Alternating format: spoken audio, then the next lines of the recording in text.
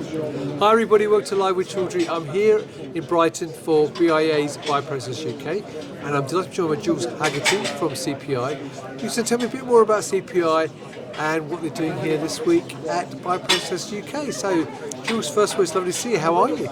I'm good. Really enjoying being here in Brighton. I really like the Bioprocess UK conference. Fantastic. Now, before we talk about CPI and why you're here, how long have you been attending Bioprocess UK, and what do you think of the event overall in general? So I've probably been coming on and off for probably the last 10 or 12 years. So I probably started in the bioprocess, biotech industry just over 20 years ago. So, I was getting into the industry just as this conference was being established back in 2003.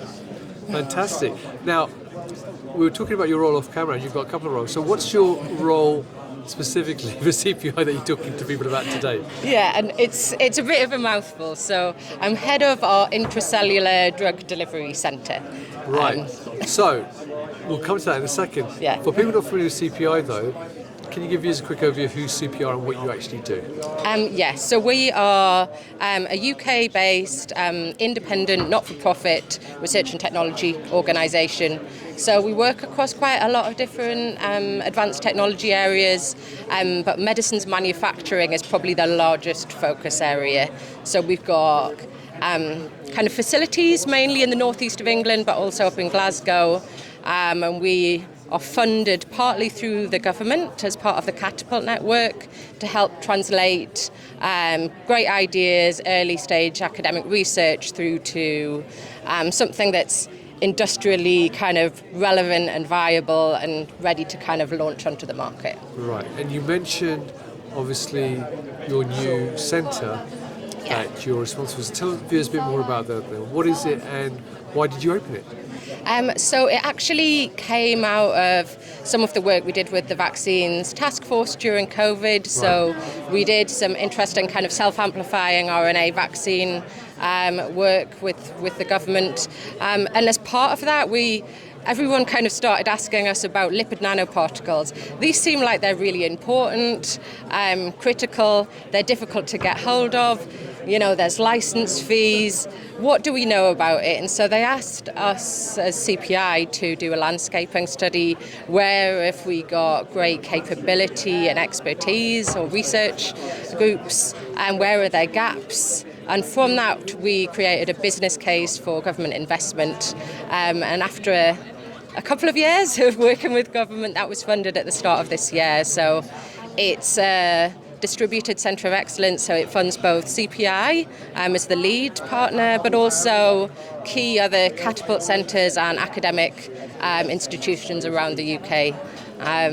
But yeah, it's really exciting, and I was really pleased to get the funding and get started in January this year. Fantastic.